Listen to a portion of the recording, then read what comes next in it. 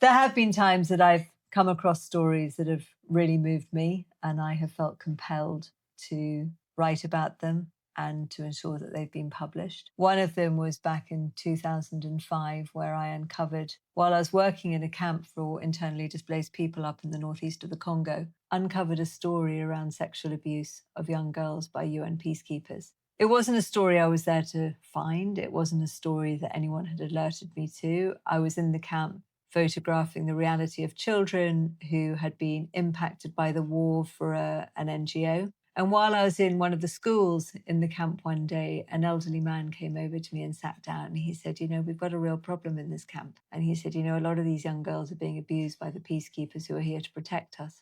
And I listened to him and I wrote down in my notebook what he had told me. And he said if I came back the next day, he would introduce me to some of these girls. And so I went back with him the next day and he introduced me to some of the girls and I started to listen to their stories and I started to interview other people.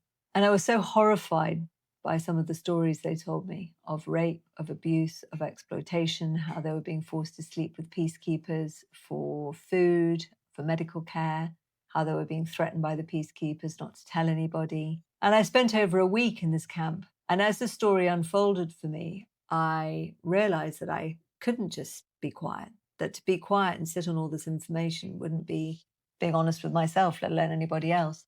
And so I worked with an old friend of mine in London and we crafted a story, produced a story, which nobody wanted. Everyone said, oh, no, we've heard that before. UN peacekeepers, of course, that's what they do.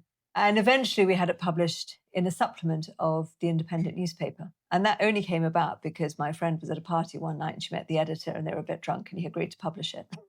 And it was published on the cover. When he read the story, he thought it was good enough and the photos were strong enough that he published it on the cover of the supplement. It was extraordinary, the impact that story had.